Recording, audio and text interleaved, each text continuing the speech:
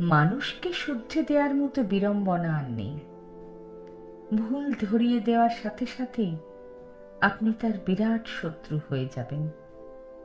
যেদিন থেকে এটা বুঝতে পেরেছি, সেদিন থেকে বিনা বেতনে শিক্ষক সাজার কাজ ছেড়ে দিয়েছি। অন্যের জীবনে নিজের স্থান খোঁজা বন্ধ করুন। স্থান পাওয়া তো দূরের কথা, উল্টে আঘাতে অপবাদে জর্জরিত হবেন। নিজের জীবনকে নিজেই গুরুত্ব দিন, অন্যের উপর অধিকার দেখানো বন্ধ করে দিন। কেউ কটু কথা বললে চুপচাপ শুনুন এবং জবাব দেওয়ার অধিকার সময়ের উপর ছেড়ে দিন। মনে রাখবেন, সময় ঠিকই একদিন আপনার হয়ে জবাব দিয়ে দেবে। মানুষ যদি একবার বুঝে যায় সে আপনার নিকট গুরুত্বপূর্ণ, চোখে আঙুল দিয়ে দেখিয়ে দেবে আপনি কতটা গুরুত্বহীন। নিজের মনের সাথে যদি নিজের বন্ধুত্ব নষ্ট হয়ে যায়, তখন কোনো মানুষ আর স্বাভাবিক থাকে না। সমস্ত জীবনের গল্প যার কাছে বলবো বলে মনস্থির করি, সেই এক সময় গল্প হয়ে যায়।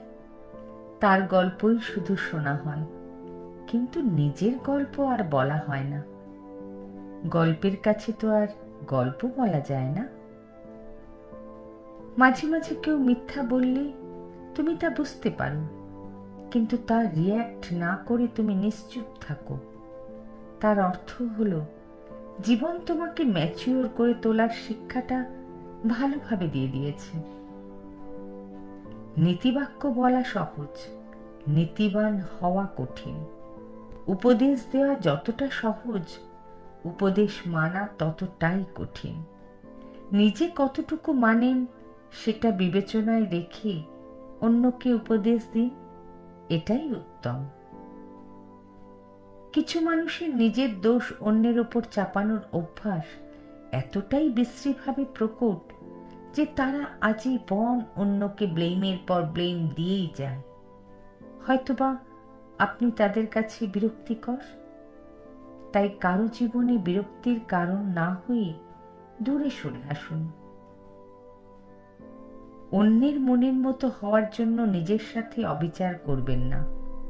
জীবন একটাই, অন্যের ক্ষতি না করে নিজের যা ভালো লাগে করুন, কারণ খারাপ ফিল করানোর মানুষের পৃথিবীতে অভাব নেই। Take care of yourself, be happy, you deserve it.